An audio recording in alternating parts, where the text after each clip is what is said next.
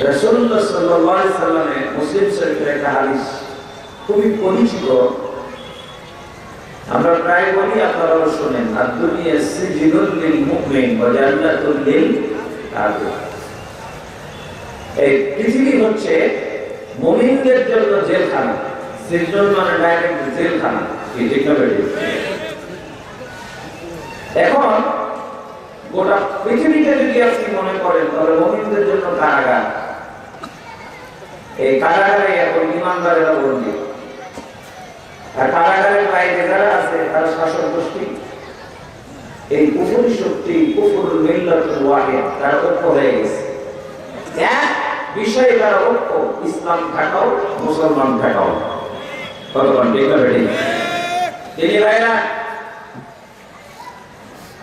আমি আজকে বলবো আবার তাকে আর এই কোরআনের মাহফিল থেকে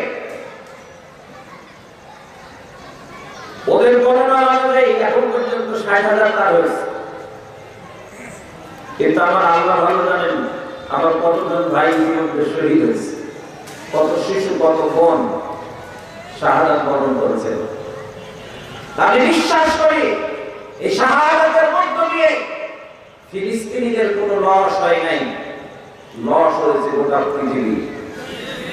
ফিলিস্তিনিদের পরাজয় হয় নাই, পরাজিত হয়েছে গোটা বিশ্বের মুসলমান। আর মুসলমানরা এখন তাকায় আছে আবাবিল পাখি কবে আসবে, কি ঠিক করে? আবাবিল কবে আসবে অপেক্ষায় আছে। আর আমরা ২০০ থেকে ২৫০ কোটি মুসলমান এখন নাকে সরিষার তেল দিয়ে খুব সুখ নিদ্রা উপভোগ করছি, আর আল্লাহ সাহায্যের অপেক্ষায় আছি কবে আসবে আবাবিল। আমার আল্লাহ রাব্বুল আলামিন বলছেন যে যারা ফিলিস্তিনে শহীদ হচ্ছে তাদের কোনো দোষ নাই, কিন্তু আল্লাহর আদালতের কাঠ গড়াই এই ২০০ কোটি মুসলমানকে দাঁড়াতে হবে। মাইন্ড করছেন নাকি আমার কথা? মাইন্ড